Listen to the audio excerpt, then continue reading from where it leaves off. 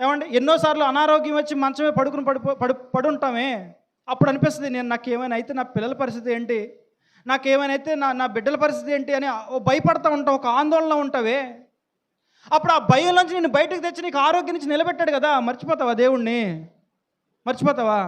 అప్పుడు పడుకుని కళ్ళంట నీళ్ళు ఎలా కారిపోతున్నాయి, మంచమే పడుకుంటే ఇలా కారిపోతున్నాయి. ఏ అంటే ఎవరినైతే అయితే నా పిల్లల పరిస్థితి ఏంటి? మరి ఏం అవ్వకుండా కాపాడాడు కదా, మరి లేవనెత్తాడు కదా, ఆరోగ్యాన్ని ఇచ్చాడు కదా. ఎన్నోసార్లు మనందరం హాస్పిటల్లో జాయిన్ అయిన వాళ్ళమే, ఎన్నోసార్లు అనారోగ్యాల పాలైన వాళ్ళమే, ఎన్నోసార్లు ప్రమాదాల నుంచి తప్పించుకున్న వాళ్ళమే. మరి ఎవరు మనల్ని కాపాడింది? అప్పుడు ఏడ్చాం కదా, దేవా కాపాడవా కాపాడవా కాపాడవా అని. మర్చిపోతున్నామండి దేవుడు అంటే, మనం దేవుడు చేసిన మేళ్ళు మర్చిపోతున్నామండి.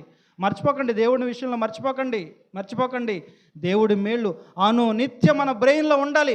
అలా ఉంటే ప్రతిరోజు రోజంతా దేవుడిని స్తుతించుకుంటూనే ఉంటాం, మనసులో స్తుతించుకుంటూ ఉంటాం, పాటలు పాడుకుంటూ స్తుతించుకుంటూ ఉంటాం, ప్రార్థన చేసుకుంటూ స్తుతించుకుంటూ ఉంటాం, దేవుని వాక్యాన్ని ధ్యానించుకుంటూ స్తుతించుకుంటూ ఉంటాం.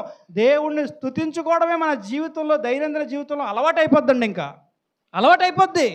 ఎప్పుడు తెలుసా? దేవుడు చేసిన మేళ్ళు మనకి గుర్తుంటే.